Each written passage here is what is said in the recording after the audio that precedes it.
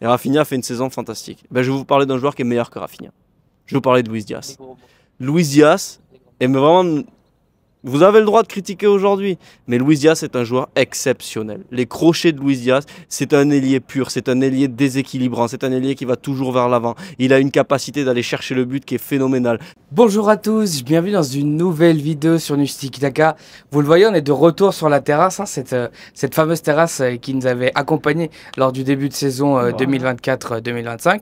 On rentre dans la saison 2025-2026, puisqu'on va commencer à parler du mercato.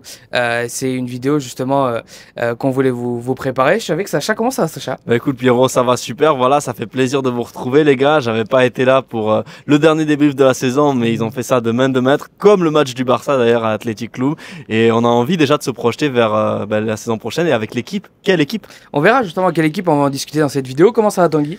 Bah écoute, j'ai envie de te dire que tout va bien. Le soleil est là, ici à Barcelone. Il est aussi dans les bureaux catalans, on va évoquer ça de suite parce que le papier commence à chauffer aussi à l'intérieur dans l'administration barcelonaise. C'est sûr, comme vous le savez, bon, ici à Barcelone, l'été est une période justement très attendue. La meilleure de l'année. La meilleure de l'année.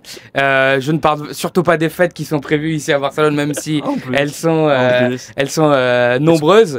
Mais c'est surtout le mercato. Hein. Enfin, on retrouve, je pense, un Barça, et tu le disais en off, Sacha, qui a justement ce pouvoir en fait d'attirer des grands joueurs parce que la situation justement financière et les résultats aussi de l'équipe se sont nettement amélioré. Par contre, on va commencer sur quelque chose et c'est la situation du gardien, Sacha, parce que tu me disais en fait, il y a une petite nouveauté aujourd'hui. Ça vient de tomber là, juste avant qu'on tourne cette vidéo. Qu'est-ce qui s'est passé? Here we go sur Johan Garcia. Enfin, on l'attendait, ce petit tweet de Fabrizio Romano qui nous laisse espérer que voilà, enfin le Barça aura concrétisé ce besoin d'un nouveau gardien. On a enfin un gardien avec plein de futur, beaucoup d'aptitudes, qui a émerveillé cette saison en Liga et qui va apporter, je pense, énormément à cette équipe. Johan Garcia, c'est vraiment un coup de maître réalisé sur le mercato. On est au tout début juin, c'est allé très vite. Il y avait de très grosses offres venant de la Première Ligue et le Barça a réussi à boucler ça. Je pense qu'ils ont clairement identifié que l'un des point faible de la saison dernière, ça avait été ce poste de gardien et que quoi qu'il arrive, Chesney, il a fait un énorme cadeau en revenant et il peut être bien pour être deuxième gardien, mais bon, il faut aussi au bout d'un moment investir pour rester au plus haut niveau de compétitivité et je pense que c'est ce qui a été fait avec Johan Garcia.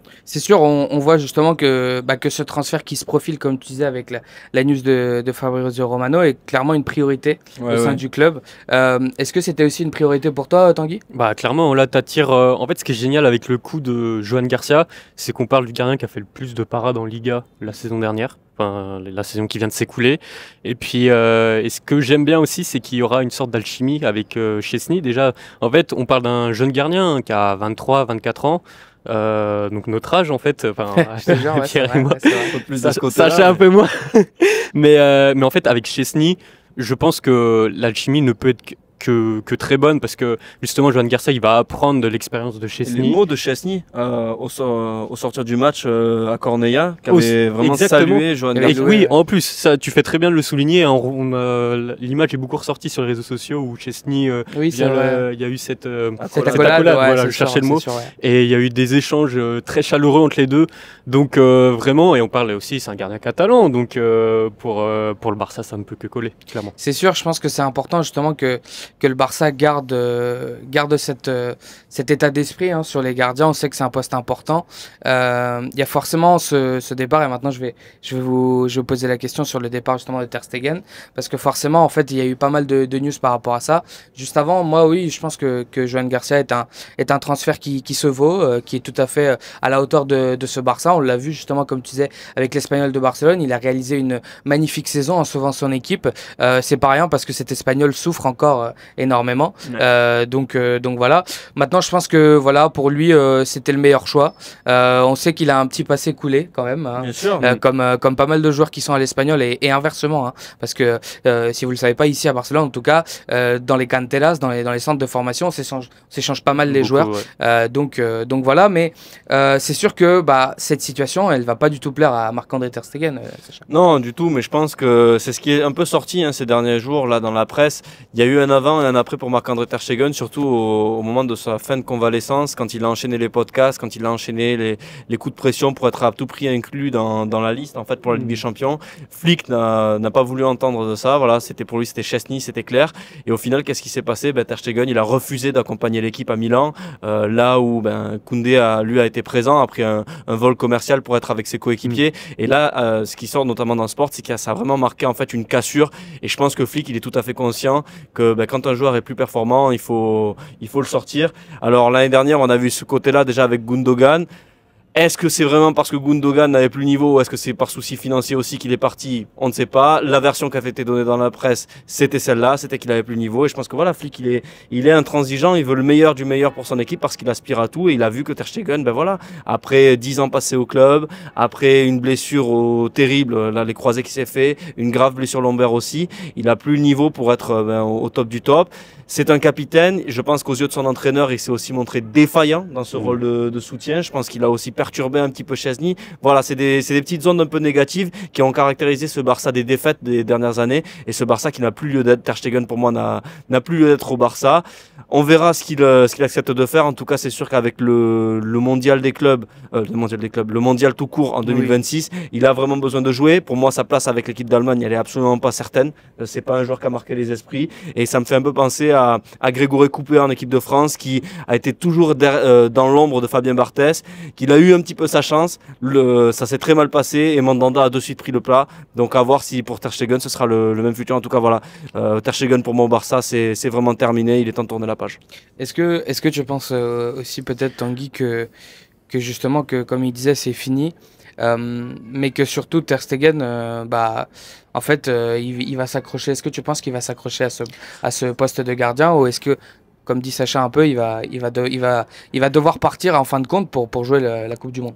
En fait, tu as tout dit déjà dans cette question. Pour moi, c'est une affirmation. Alors, Ter Stegen va vouloir s'accrocher, en fait. On l'a vu, hein, il y avait eu la une de Sport qui avait dit, il avait donné une interview à Sport disant oui, je vais rester, c'est quasi sûr, tout ça. Mais en fait, il va être amené à partir. Forcément, Flick, lui, ne veut pas de problème d'ego dans le vestiaire. Clairement pas.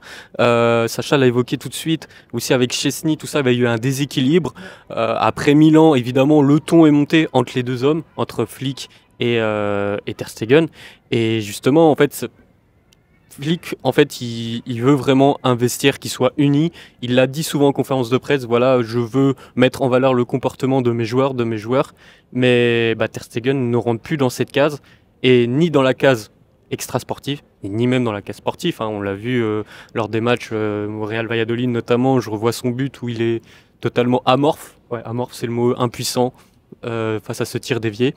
Et je pense que pour Ter Stegen, la meilleure des choses à faire, c'est de partir.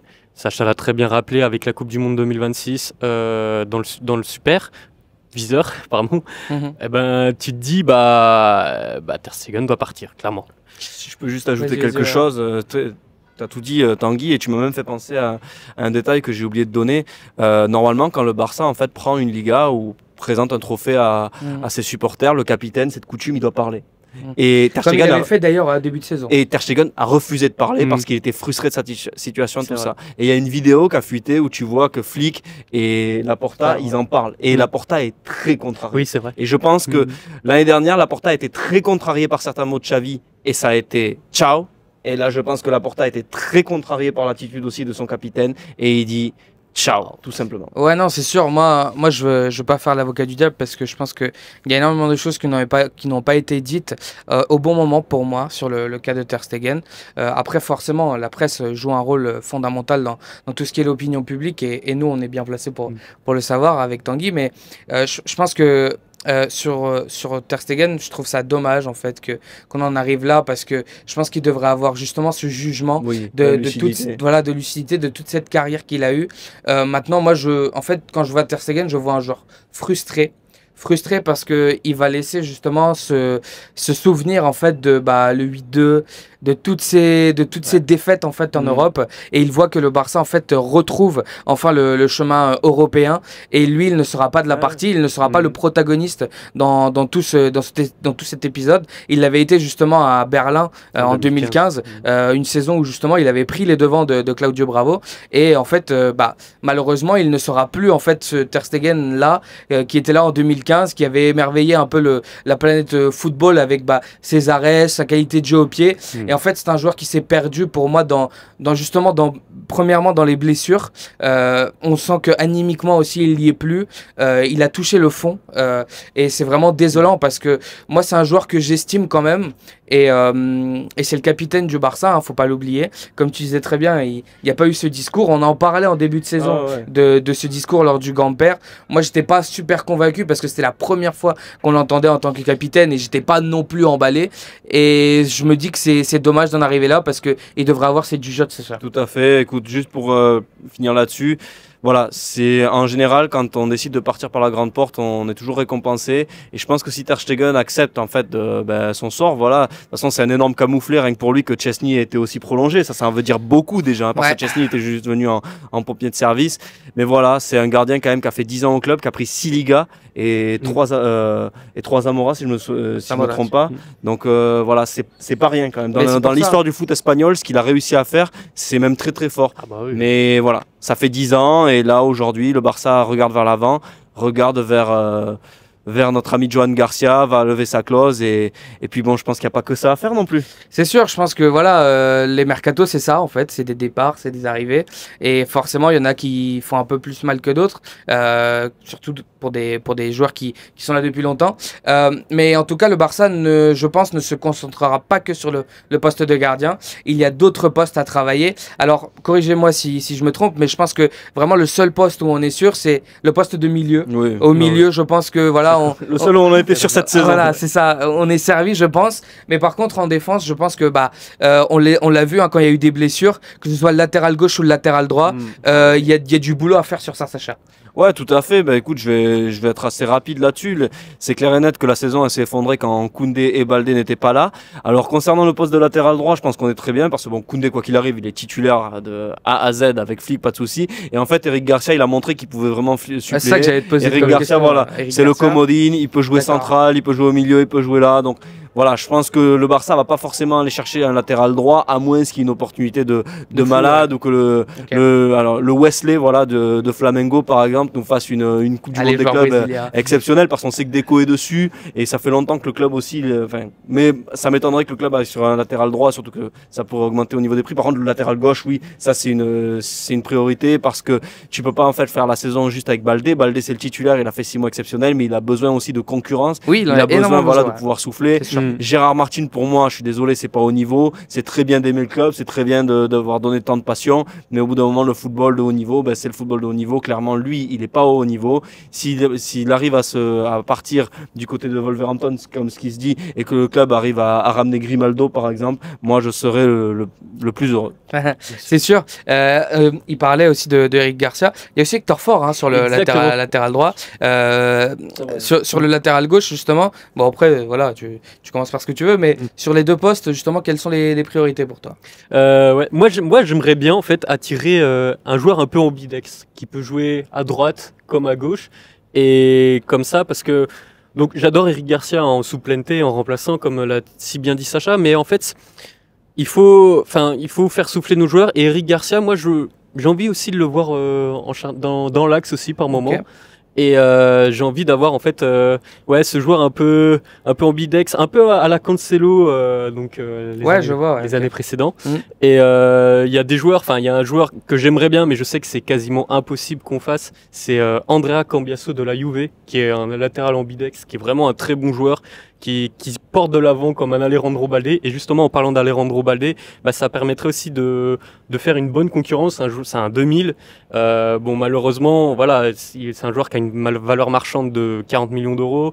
Et donc, si on fait sauter la clause de Joan Garcia, voilà, le Barça ne pourra pas faire faire les deux, mais c'est des joueurs comme ça qu'il faut avoir un œil dessus parce que ils vont arriver bientôt en fin de contrat comme ça, et donc où c'est pas mal en fait d'avoir des profils intéressants comme ça de visu et s'inspirer en fait de ces joueurs, même pour la Masia, former des joueurs qui ressemblent à de tels joueurs. Justement, tu parles de ça, il y a le Geoffrey Torrens aussi. Ouais, on en parle beaucoup. Flick voudrait peut-être l'amener aussi, va l'amener, c'est ce qui se fait à la pré-saison, à la pré-saison dans la tournée. Donc voilà, lui, on nous en dit le plus grand bien. Ouais. Francis, si tu nous regardes, on espère te voir pour nous dire de belles choses le concernant. C'est sûr, il faut pas oublier justement les joueurs juvéniles qui ont remporté. C'est la force de ce Barça et on sait que Flick, il veut prendre la main aussi sur toutes les sections jeunes pour vraiment amener cette... C'est sûr et ça date pas d'aujourd'hui parce que il y a un jour ou 2 jours le documentaire justement sur il y avait eu un petit docu proposé par Movistar Plus qui s'appelle Révolution Blaugrana, je sais pas si on en a entendu parler, et en fait dedans on avait des journalistes comme Ramon Bessa, Sique Rodriguez, Yus Flaque qui nous expliquaient qu'en fait juste avant d'arriver, Flick en fait avait déjà préparé, alors ça avait déjà été dit, c'est pas eux qui l'ont révélé, mais ça avait été dit qu'en fait Flick est arrivé avec un plan avec des noms de joueurs de la première équipe et du Barça B et d'autres sections aussi un peu plus en bas, et qu'il avait dit voilà, ceux-là je les ai regardés, j'ai vu qu'ils étaient bons Nani, et qu'il avait exposé ça à Deco à la Porta, et que justement ça montrait en fait l'implication de Flick. Moi un peu sur les 2 postes là, moi ça fait des années que je réclame en fait des joueurs explosifs sur les 2 côtés. En fait, comprenez explosif aussi dans le sens où je veux des joueurs qui puissent dribbler. Koundé, on sait que c'est pas un dribbleur, Eric Garcia non plus. Baldé oui justement. Et justement j'aimerais en fait sur ces 2 côtés qu'on ait au moins un dribbleur en fait. Justement sur le latéral droit, pour moi ça pourrait peut-être être Hector Fort, même si je trouve que forcément il s'est fait devancer par Eric Garcia, donc il doit hausser un peu plus le niveau. Je suis quand même d'accord avec vous sur ce fait du latéral droit. Maintenant sur le latéral gauche, moi peut-être en voyant justement Baldé, j'irai chercher des joueurs de Liga qui sont expérimentés, qui ont justement cette explosivité. Je pense notamment à Mojica, c'est un joueur que j'aime beaucoup. Je sais pas. Voilà, non mais en fait. Je sais pas pourquoi on va parler de la Colombie après. Voilà, c'est ça va me permettre de faire la transition. Mais des joueurs comme ça que j'aime bien qui sont d'Amérique du Sud, et Stupinian aussi j'y pense, mais très compliqué à avoir. Mais ce genre de profil en fait j'aimerais bien l'avoir un peu plus. Ces joueurs explosifs qui ont du dribble, qui ont du centre, qui ont de la vitesse. Je pense que ça pourrait être une très bonne concurrence justement d'apporter justement un joueur comme Mojica, alors pas forcément lui, mais un joueur de son style, pour justement avoir cette expérience qui puisse concurrencer Baldé, et aussi un profil similaire en fait à Baldé, qui va vraiment le mettre dans les cordes. Voilà. Donc moi c'est ce que je demande un peu à ce Barça. Alors voilà, on verra ce qui se passe, mais en tout cas d'un Colombien à un autre, l'autre on parlait du latéral gauche, là on va aussi pencher du côté gauche, et ça va être justement les ailiers, l'ailier gauche. Alors il y a pas mal de noms, Rashford, Nikos, on a l'impression que la piste s'éloigne un peu plus, et surtout Luis Diaz, c'est ça. Écoutez, moi je vais juste commencer cette allocution en vous demandant votre confiance. Parce qu'on peut lire des choses sur les réseaux sociaux qui, moi, me dépassent totalement. Vous savez que je suis un énorme fan de Rafinha, je vous le disais. J'ai toujours défendu. Et Rafinha fait une saison fantastique. Je vais vous parler d'un joueur qui est meilleur que Rafinha. Je vais vous parler de Luis Diaz. Les gros mots. Luis Diaz, les gros mots. Et mais vraiment... Vous avez le droit de critiquer aujourd'hui, mais Luis Diaz est un joueur exceptionnel. Les crochets de Luis Diaz, c'est un ailier pur, c'est un ailier déséquilibrant, c'est un ailier qui va toujours vers l'avant. Il a une capacité d'aller chercher le but qui est phénoménale, de dribbler, de passer, de remiser. C'est un joueur qui sait tout faire pour moi. C'est un immense oui. Il est dans le prime de sa carrière, il a 28 ans, il veut à tout prix jouer au Barça, c'est un fan du Barça. Après, est-ce que ça se fera? Si Liverpool ne veut rien négocier, 85 millions, c'est mort, c'est sûr. Mais je suis très heureux quand je vois que le Barça pense à Luis Diaz en tant que cible numéro 1, parce que c'est un joueur qui, comme j'ai dit, est meilleur que Rafinha en tant qu'ailier, mais qui pourrait aussi permettre à Rafinha d'être encore plus dans le cœur du jeu et de rayonner de là où il a rayonné au final cette saison, c'est quand il était vraiment au centre des opérations, là voilà, juste devant les milieux. Mais vraiment, Luis Diaz, je vous assure que c'est un joueur exceptionnel, c'est un ailier comme mais il n'y en a pas 2 comme lui pour moi en Europe, vraiment, j'ai pas peur de le dire, c'est vraiment le joueur à choper. Après la déclaration justement d'amour, je vous demande de me faire confiance. J'ai quasiment envie de dire d'amour et passion, de Sacha. Il y a deux autres joueurs et on va quand même parler de Luis Diaz, hein, bien évidemment. Mais Rashford et Nico Williams, si tu devais te décanter par rapport aux deux, Tanguy. Alors on sait que voilà, il y en a un qui est plus compliqué que l'autre, quoique en vrai les deux sont peut-être très compliqués aussi. Lequel tu choisirais entre Rashford et Nico Williams? Pour moi. Après, je te laisserai parler de Luis Diaz parce qu'il y a des choses à dire. D'accord. Mais la question est là. La question est là. Non, moi je prendrais quand même. Si je devais choisir, même si c'est très compliqué, ce serait un Nico Williams parce que je privilégie toujours l'alchimie face dans ce Barça. Et mais on l'a évoqué en fait avec sa situation à Bilbao. Voilà, il va faire la Ligue des Champions avec son club formateur. Enfin, le Bilbao va le verrouiller. Et c'est dommage parce que c'est un joueur en fait. J'ai peur que s'il reste à Bilbao trop longtemps, eh ben, ce sera un gros frein. Et c'est un joueur qui peut franchir un cap, et surtout avec cette ligne offensive du Barça, que ce soit Lamine, même je vois bien une entente avec Rafinha, Pedri. Bah, c'est tout simple, mais il joue déjà en sélection, donc ils se connaissent. Et donc tu aurais beaucoup de circuits de passe qui se trouveraient assez facilement. Mais maintenant... Rashford, moi ce que j'aime bien maintenant chez Rashford, c'est qu'il a un côté un peu plus polyvalent. C'est ça. Et ça, c'est ce qu'il nous faut au Barça. Pour moi, c'est ce qu'il nous faut, cette polyvalence. Je te chipe un peu le. non, je dis chips parce que vous avez dit tous les deux en même temps polyvalent. C'est pour ça. Et évidemment, ouais. Mais pour moi, Rashford, c'est un poil trop juste pour ce Barça. Ok. Et peut-être un peu trop. Enfin. Peut-être un peu trop de vécu, c'est peut-être un peu trop tard, il aurait dû peut-être venir un peu avant. Ouais, pour moi, il a commencé super jeune, mais il est plus jeune que Luis Diaz. Exactement, mais pour moi, en fait, il est resté un peu trop longtemps à Manchester United et ça l'a un peu, ça a trop freiné sa progression. Alors je dis pas que la carrière de Marcus Rashford, j'espère même qu'il va me faire mentir. Imaginons s'il vient au Barça ou même s'il signe ailleurs que Aston Villa. Mais non, pour moi, Marcus Rashford, c'est un poil trop juste, mais pour revenir à Luis Diaz, c'est ce qu'il nous faut. Alors Sacha nous a fait sa déclaration, et même en fait, je pense que il a ce côté un peu polyvalent aussi, Luis Diaz. C'est ce que j'aime aussi. On peut le faire jouer un peu dans l'axe. Oh, si tu veux le faire permuter aussi, admettons avec Rafinha, Lamine Yamal, sur le papier, ça paraît extraordinaire. Et on oublie trop souvent en fait que c'est un joueur décisif. Hein. Cette saison, il a mis combien 13-14 buts en Première Ligue, si je ne me trompe pas. 6 passes décisives, quelque chose comme ça. Donc, non, ce serait le top joueur. Mais maintenant, à voir avec Liverpool, quoi.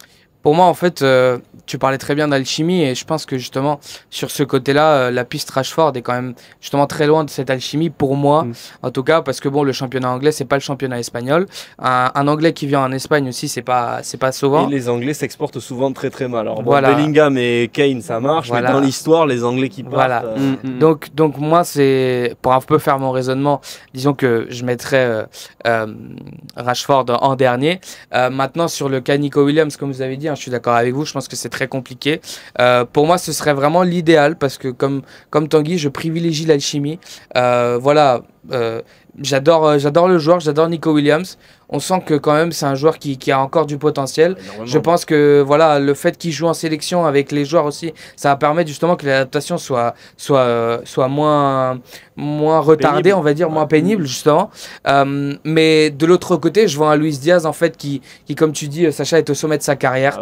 C'est un joueur qui a confirmé en Europe. C'est surtout le leader de sa sélection en Colombie. Bon, il y a James, mais on sait qu'il est aujourd'hui. Bon, James, si c'était vraiment la star de la dernière Copa América, il a fait un truc exceptionnel. Mais Luis Diaz, ça reste lui. Et voilà, c'est pas anodin parce que bon, au Barça, il faut des joueurs comme ça en fait. Quand vous regardez les autres grands clubs, il a la dalle. Voilà, il a la dalle. Et c'est surtout quand tu vois les autres grands clubs, tous les top clubs en fait ont tous des référents. Tous les clubs qui jouent pour gagner la Ligue des Champions, les joueurs internationaux qu'ils ont, c'est des joueurs phares en fait de leur sélection.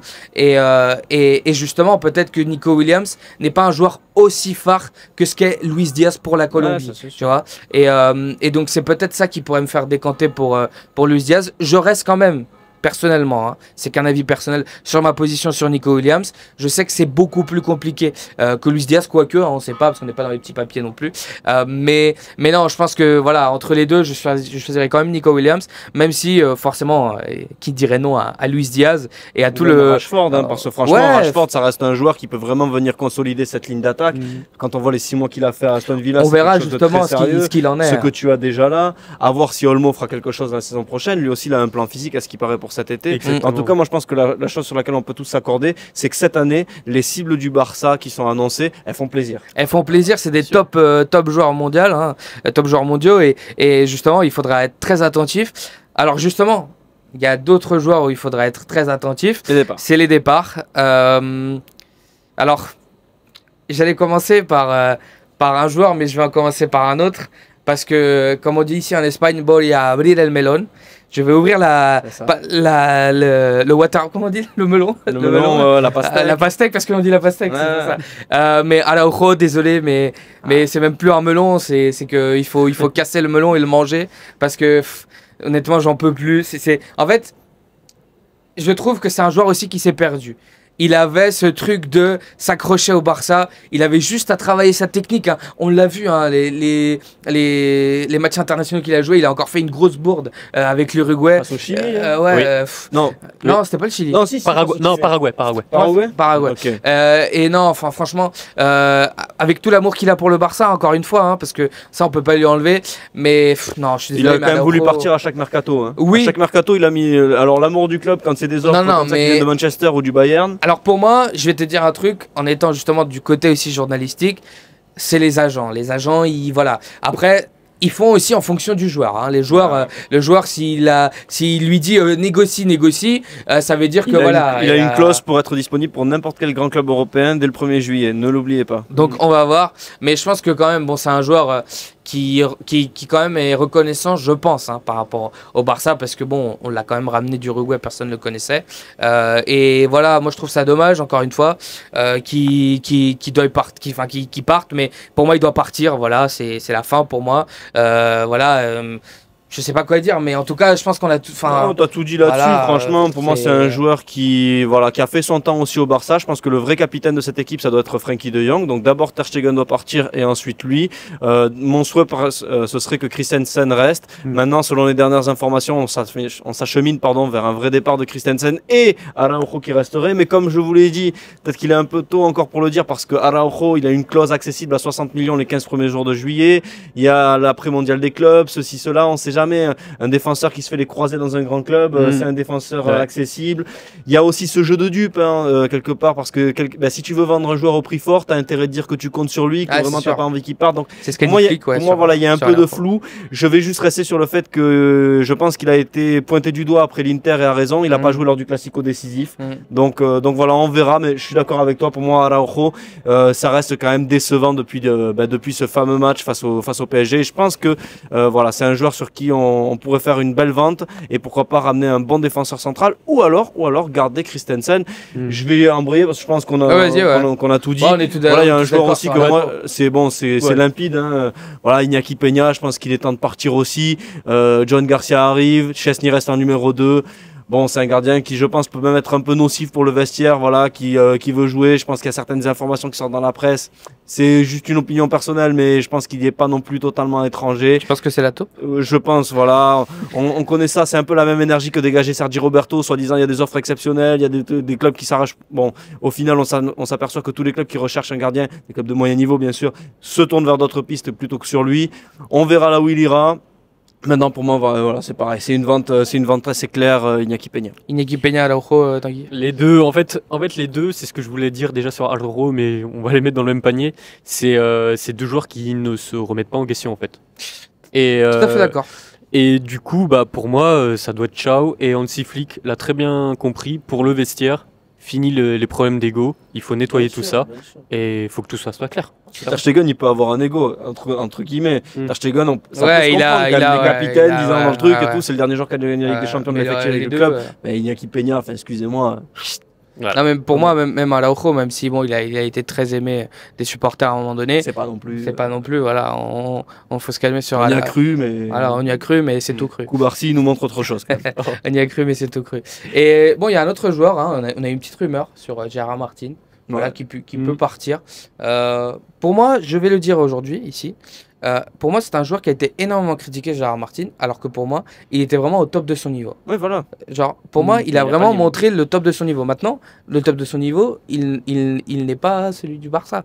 Voilà, mais encore une fois, c'est dommage. C'est un joueur qui aime énormément le club. Moi, je suis justement de ce truc-là de les joueurs qui viennent, ils doivent aimer le club, mais au bout d'un moment, il faut être un peu compétitif. Et Gérard Martin ne Et l'est puis pas. si tu peux sortir, alors c'est ce qui se dit, entre 12 et 20 millions de Wolverhampton et prendre Grimaldo, pour moi ça se réfléchit même pas. Je sais pas ce que t'en penses, Tanguy. Ah bah, tout est dit.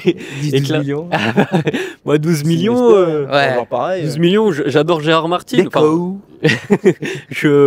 Non, mais clairement, après Gérard Martin, voilà, merci pour les 2 passes décisives. Donc, je parle comme s'il était, comme s'il était parti, mais merci pour les 2 passes décisives face à l'Inter.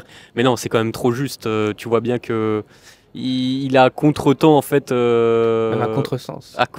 C'est ça sur le terrain. Et même, je me demande pour lui à Wolverhampton pour voir comment ça serait en première ligue, PL. parce qu'il y a un rythme énorme. Alors peut-être que justement ça lui ferait. C'est un du joueur bien. qui a du rythme, hein, par Ouais, contre. ouais, Ça, ouais. s'il a bien Ouais. une qualité, c'est que. Et pour moi, le physique, enfin, c'est pas baldé, c'est pas une mobilette, mais il est Oui, quand non, même mais costaud, il il est. tient, Voilà, attention. Après, ce qu'il faut dire aussi, c'est peut-être qu'il jouera peut-être en défense centrale Ouais. aussi. Moi, je pense que c'est un joueur Wolverhampton. qui peut en défense centrale. C'est pour ça, moi, je me dis. Bah, il a été formé là. Oui, De base, c'est c'est ça. un défenseur. Oui, C'est un oui. défenseur central de base. Donc je me dis, bah, même pour lui, Why pourquoi not pas au final. Why not, comme disent Oui. les Anglais. Why not. Maintenant, on va passer au dossier lourd. Là, c'est la patate. Non, Hein. il est plus si lourd que ça. C'est dommage, mais. Ansu Fati. Ah, Ansu. Aïe, aïe. bah, il est temps de tourner la page. Voilà, mon garçon. Sacha, je veux pas. Fais-toi plaisir, relance ta carrière. Je peux Ah, pas. si, maintenant il faut arrêter. Je veux dire, le salaire qu'il a, ça fait 3 ans qu'il est porté disparu, enfin 2 ans qu'il est porté disparu, pardon. Ah oui, Son oui. prêt à Brighton et ensuite, bon, l'année dernière, 0 but, il joue quasiment pas. Avec Flick, il a montré qu'il avait pas de tête de Turc. Donc si le joueur a pas joué, c'est qu'il y avait vraiment un manque d'implication. Son match face au Real Valladolid, pour moi, c'est une honte. Les 45 minutes qu'il fait, il montre aucune envie, alors que justement, c'est vraiment sa dernière cartouche. Ouais. Voilà, tout est dit. Essaye de te relancer, t'es encore jeune, tu peux le faire. Et le club, voilà, a besoin maintenant de tourner la page, donner le numéro 10 à Lamine et surtout, voilà, économiser son salaire pour, pourquoi pas le donner à un Luis Diaz, enfin, du moins une partie, parce que j'imagine que Luis Diaz sera plus quand même, Rashford, ou alors, Nico, même si j'y crois pas vraiment, mais voilà, pour moi, en dessous. Écoute, je pense qu'on n'a pas de grandes choses d'autres à dire. Et Tanguy, juste qu'est-ce que tu penses aussi d'un Pau Victor à côté? Ah oui. Pour revenir fermer la parenthèse en dessous rapidement, c'est oui, moi ça fait longtemps que j'ai quitté le TGV Oh, putain. en dessous Fati. Et oui, Pierre, je te sens accablé, mais je te Non, mais moi aussi, je te transmettrai. Moi aussi, j'ai quitté le TGV. Ça fait mal au cœur Eh parce oui, qu'on y mal a au toujours cœur. cru, mais là maintenant il faudra de la réalité en C'est face, ça. les gars. Mais même pour lui, pour le joueur, moi tu me dis Mais oui. Monaco. Mais intéressant, ça peut- j'ai ça envie peut de le lui voir en faire Liga. Oui, c'est ça. Je vais regarder les matchs de Monaco. Voilà. Même si c'est pas encore fait, mais ça peut vraiment être une attraction pour le Ouais, Ligue. ouais. Demandera à Sorte Quentin d'attraction. Rodez. Et donc oui, petit tu balancé sur Pau Victor. Bah pour moi, Pau Victor, c'est trop frêle, c'est trop tendre. Donc il Trop faut soft. trop soft. Et j'aimerais bien le voir dans un autre club de Liga, pourquoi pas. Le voir même chez un promu, par exemple, admettons, je sais Ouais, pas, ouais. si un Santander monte. Un Levante, vu que Un Levante. Morales est Bien vieux, sûr. le commandant. Le vieux Morales qu'on Voilà. salue. Mais Comme s'il nous Mais connaissait. attention, est-ce qu'on le salue pas trop Ouais, parce ouais, que parce l'année que lui, prochaine, c'est vrai contre les gros, contre nous Attention, notamment. attention. Un sacré poison. Mais non, quand même, ouais, je serais curieux de voir dans un club de Liga promu parce que Ah ouais, Elche, par exemple. en Elche, clairement, parce qu'il pourrait être le. Ouais, le joueur phare est. Ouais, Ouais, ouais. c'est ça. Ouais, tout à planté, ouais, c'est sûr. C'est ouais. ça. Moi, je Bah, pense que dans tu un m'as- club promu, en vrai de vrai, Ah, je vous le dis là, tu m'as- je pense que pris la dans un club parole. promu, c'est un joueur qui peut marquer une Bien. dizaine de buts. Ah ouais, Mais t'es jusque-là- catégorique. Ouais, dans un club promu et tout, titulaire toute la saison, je pense que c'est un Sacha, joueur il qui peut adore ça. marquer une dizaine Il adore les une dizaine de challenges, buts. Sacha. Ouais, mais vraiment, je pense que c'est un bon joueur. C'est un Cette challenger. saison, mine de rien, il a marqué 2-3 buts, il a montré 2-3 trucs intéressants. Voilà, je pense que vraiment dans un club qui joue pour lui en tant que neuf et tout, ça c'est déjà vu. Ok, bon, on verra. Mais en tout cas, si Ansu part, si Pau Victor part, il reste que Ferran en neuf avec Lewandowski. Voilà, faut voir aussi. Mais il y aura une arrivée de. Voilà, je pense que voilà, il y aura un Flick petit, en réclame un une, petit moi. super sub aussi Et qui puis doit peut-être arriver, on aussi, verra. De la baie. Ouais. des Journalistes. Hugo Alba, je crois. Alors Hugo Alba, c'est sorti aujourd'hui, il serait proche d'un club de l'Est aussi. Aïe. Donc à voir, mais bon, est-ce que c'est aussi ça? Le CM Twitter. Je connais pas sa situation, hein, peut-être vous dans les commentaires vous la connaissez mieux que nous et vous pouvez nous éclairer là-dessus. Ouais, Mais clairement. peut-être aussi qu'il y a un petit enjeu de prolongation. Ouais, et que- ouais. Ouais. Ouais, il y a un club de l'Est, mais. Ça c'est tranquille. déjà voilà. Bon, Voilà. ça c'est déjà vu. C'est vrai, c'est Non, vrai, ouais, c'est vrai. c'est sûr, faut regarder aussi les pistes qu'il y a au Barça Athletic. En tout cas, ce Barça, justement, affronte ce mercato avec beaucoup d'envie. Hein, Beaucoup quand on a d'envie. parlé de vrais joueurs, hein, Rashford, Ah oui, Luis Diaz, Grimaldo, Grimaldo, Johan Garcia, la Johan révélation de la Garcia, Liga. voilà. Eh oui. Non, je pense que voilà, on aura un mercato assez intéressant. Et en tout cas, vous pourrez suivre tout ce mercato avec les infos relayées par Bien notre sûr. ami Sacha sur Twitter. Et voilà, n'hésitez pas à vous abonner justement à ce compte Twitter, à vous abonner ici sur YouTube, à vous abonner sur tous nos réseaux sociaux. Nous, on se retrouve dans une prochaine vidéo. Merci Sacha. Avec grand plaisir. Merci Tanguy. Au grand plaisir. Voilà. Nous, on se retrouve dans une prochaine vidéo. Merci à tous. Ibisca. News Tiki Taka.